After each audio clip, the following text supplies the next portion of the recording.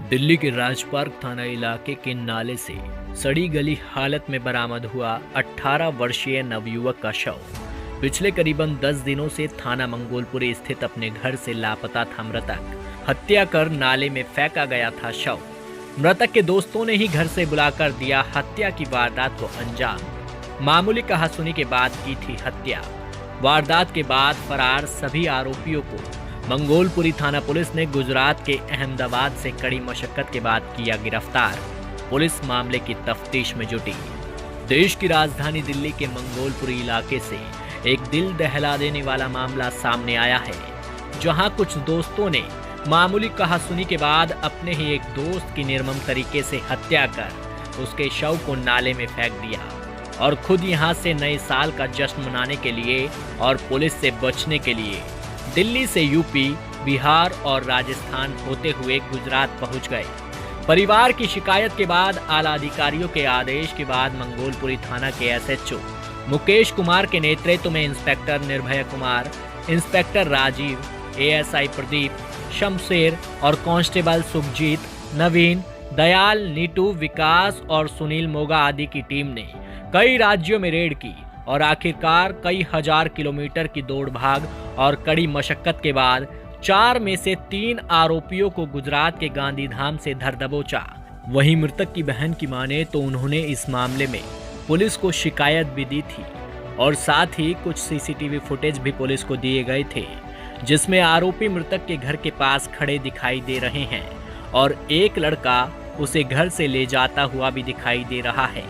जानकारी के मुताबिक किसी कपड़े को लेकर इन लोगों में कोई कहासुनी हुई थी, जो उस समय तो सुलझ गई, लेकिन बाद में यही हत्या की वजह बन गई और चारों लड़कों ने इसका बदला लेने के लिए संतोष की हत्या कर दी।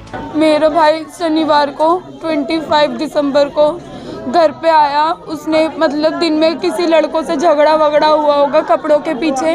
हमें नहीं पता कि लड़कों का किस बात पे झगड़ा वगड़ा हुआ। वो रात में आया 9 बजे, उसने खाना खाया, भाई के साथ मंडी गया, सामान ला के दिया। घर में लेट नहीं जा रहा था कपड़े चेंज करके। उसने टी शर्ट और लोवर पहना था और उसने कपड़े चेंज कर दी। जैसे ही उसको एक फ़ोन आया पीसीओ से कॉल आया और वो घर से निकल गया। बस बाहर तक आया, फ़ोन पे बात करी। वो जैकेट पहन रहा था। मम्मी ने बोला कहाँ जा रहा है, तो उसने बोला मम्मी बस 2 मिनट में आ रहा हूँ। फिर उसके बाद वो 2 मिनट के बाद उसको फ़ोन किया तो कह रहा मम्मी यहीं हूँ, पीछे गली में केक कट रहा है, केक कटवा के आ रहा हूँ। लेकिन हमने जब बाद में देखा इधर उधर वीडियो में, हमने इधर उधर दोस्तों से पता करा तो जावेद नाम का लड़का हमारी गली से उसको लेके गया है और बाहर 3 लड़के और खड़े थे, हर्षू, प्रिंस, पारस और ये जावेद था। इन लोगों ने पहले राहुल के साथ और प्रिंस, पारस, जावेद, हर्षू ने 5 ने प्लानिंग बनाई है गली में कुछ खड़े होकर। फिर उसे रोड घर पे आके जावेद गली के बाहर लेके गया। उसके बाद से हमें नहीं पता मेरा भाई कहाँ है और हमें अन्याय चाहिए। उनको कड़ी से कड़ी और माँ बाप को उनसे पूछने गए, उनके माँ बाप ने कोई मिसिंग रिपोर्ट नहीं लिखवाई, कुछ नहीं लिखवाया। हम ढूंढ रहे हैं, फिर रहे हैं। उन लोगों ने एक बार भी नहीं कहा कि हमारा बच्चा कहाँ है। और उसकी जो प्रिंस की बहन है ना नेहा, उसने मेरे से कहा कि मेरे भाई ने कुछ गलत काम कर दिया, इसलिए मेरे मम्मी पापा ने पैसे देके उसे गांव भगा दिया। और फिर उस दिन से वो गांव गए। उसकी मम्मी से पूछा ताचा तो उसकी मम्मी ने मेरे से रिकॉर्डिंग करके बात करी। मैंने कहा तो उसकी मम्मी कह रही तुम 3 लड़कों को बुला लो, 4थे लड़के को मैं बुला दूंगी। यानी कि उनके माँ बाप को सबको पता था ना कि हमारे लड़के कहाँ हैं। और जब फ़ोन ट्रैक हुआ ना उनके घर वालों का, तो प्रिंस के नंबर से मतलब उन्होंने अपने माँ बाप को कॉल करके इन्फॉर्म कर दिया कि हम ठीक हैं।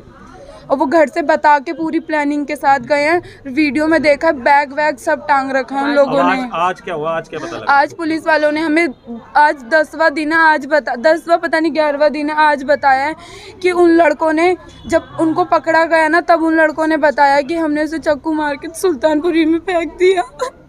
आपका जो भाई है क्या नाम था उसका? उसका नाम संतोष नाम है। क्या करते हैं वो 12th के उसने भी एग्ज़ाम दिए हैं और 18 साल का भी हुआ था 3 महीने पहले। तो क्या कभी पहले भी कोई झगड़ा हुआ है? कभी आज तक गली वाले सब हैं या किसी से भी पूछ लो, कभी कोई शिकायत नहीं आई कि आज वो लड़का आया है, वहाँ लड़का आया है।